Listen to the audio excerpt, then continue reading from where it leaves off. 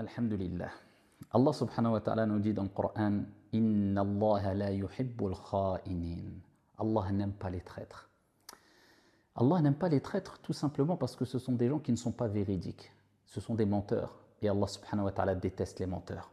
Le traître, c'est celui qui va avoir un double discours, un double visage. Devant toi, un visage bienveillant et un discours bienveillant, alors que derrière toi, c'est un traître. Il va trahir tes secrets, il va trahir tes conversations secrètes que tu as eues avec lui peut-être. En fait, c'est quelqu'un qui n'est pas véridique, c'est quelqu'un qui a un double visage, un double discours. Et ce sont les pires des gens. C'est pour cela que le prophète sallallahu alayhi wa sallam a dit Inna min sharri nasi dhal wajhayn. Qu'Allah nous en préserve. Parmi les pires des gens, ce sont les gens au double visage. Celui qui va voir un groupe de personnes avec un certain visage, ou une personne tout simplement. Et il va voir une autre personne ou un autre groupe de personnes avec un tout autre visage. Donc tu ne peux pas avoir confiance en ce genre de personne. Le traître, c'est celui qui, quand tu vas te confier à lui, il va dévoiler tes conversations secrètes. Le traître, c'est celui qui va quelquefois venir te rapporter des choses sur une personne, soi-disant parce qu'il y a une nécessité et un besoin de te rapporter des choses sur une personne. Mais quand il va voir l'autre personne, il va rapporter des choses sur toi. En fin de compte, c'est quelqu'un qui trompe les gens, mais en fait, il ne fait que se tromper lui-même, tromper sa propre âme perdue. Le traître, qu'Allah subhanahu wa ta'ala nous en préserve, crée des dégâts, crée des conflits, aime la calomnie, aime avoir ce comportement soi-disant de bienveillant, de personnes sages, de personnes douces, de personnes tendres, de personnes, alors que c'est simplement un loup qui vient avec l'apparence d'une brebis, hein, si l'expression est bonne. Donc c'est pour cela que le prophète lui-même, alayhi afdalus salatu wa taslim, s'éloignait des traîtres, s'éloignait des gens qui ne sont pas dignes de confiance. Plus que cela, lui-même cherchait protection auprès d'Allah subhanahu wa ta'ala parce que, attention, personne n'est à l'abri. Donc ce message s'adresse à ceux qui sont dans la traîtrise pure et simple, sont dans ce comportement de double discours, double visage surtout, cachent ici le mal qu'ils ne veulent pas montrer, ils ont oublié qu'Allah dévoile le mal. Mais ça s'adresse aussi à nous qui, on espère ne pas être des traîtres, hein, qui ne sommes pas à l'abri de tomber dans la traîtrise un jour ou un autre. Eh bien le prophète lui-même, alayhi salatu wassalam, wa huwa man huwa, il cherchait protection auprès d'Allah azza wa jalla contre la traîtrise. Et il disait wa a'udhu bika min al-khiyana. Et je cherche protection auprès de toi contre la trahison. Le croyant ne trahit pas. Le croyant est loyal. Le croyant est fidèle. Le croyant est juste. Le croyant est équitable. Et c'est pour cela qu'il faut faire attention à qui on fréquente. Il faut faire attention tout simplement à qui sont nos fréquentations. Puisque quand tu as une fréquentation, tu as tendance à te confier à cette personne-là et tu ne sais pas si c'est un traître ou pas, si ce n'est si la personne a fait ses preuves. Avant de se confier, il ne faut pas se précipiter, premièrement, parce que tu ne sais pas qui est en face de toi. Donc tant que tu n'as pas côtoyé une personne qui a fait ses preuves, tu as une certaine expérience avec lui, il y a une amitié qui est basée sur une certaine longévité, bien fais attention. Et de toute manière, comme disait Ali ibn Abi Talib radiyallahu anhu arda, garde toujours une certaine distance ou une certaine mesure dans tes relations avec autrui, parce que tu ne sais pas de quoi est fait demain. Que les personnes en face de toi soient considérées comme étant des personnes bonnes ou mauvaises. Il disait, une parole qui lui est attribuée du moins, lorsque tu aimes, aime avec modération, et lorsque tu détestes, déteste avec modération. Allah.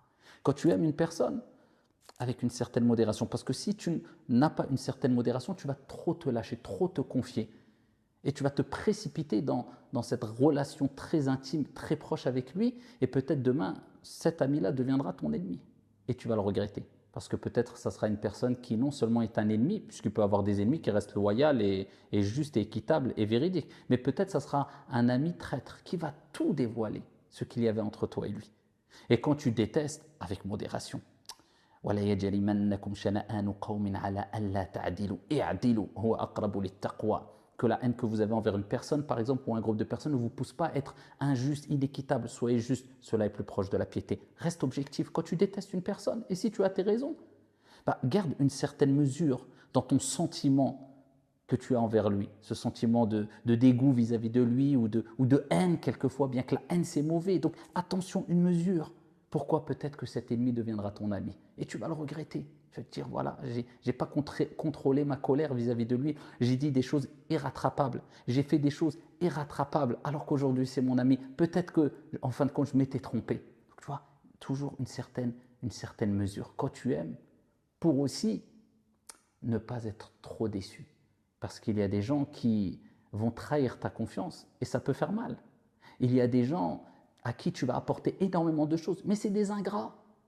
Et peut-être au bout de 20 ans, 30 ans, hein, la personne va être ingrate et va te trahir ta confiance. Donc c'est pour cela qu'il faut toujours garder une certaine mesure. Ce n'est pas toujours facile, mais c'est important aussi. Surtout dans certaines situations, c'est très difficile de garder une mesure quand par exemple, on parle de couple par exemple, et on voit les dégâts aujourd'hui, peut-être aujourd'hui plus qu'hier. Des gens qui se sont aimés, rencontrés, pour l'amour d'Allah et de son prophète ont eu des enfants. Et lorsqu'il y a divorce et séparation, c'est la catastrophe. La haute trahison.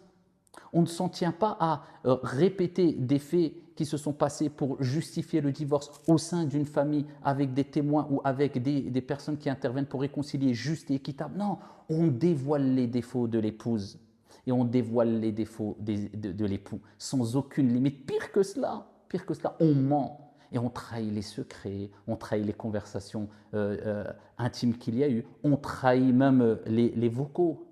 Les vocaux, parce qu'il y a une bienséance à avoir quand on reçoit un message ou quand on reçoit un secret, mais certaines personnes ne comprennent pas cela peut-être. Et voilà, regarde le vocal que mon épouse m'avait envoyé ou mon époux, des photos, des vidéos, la yadhu billah. Inna Allah la yuhibbul kha'inin.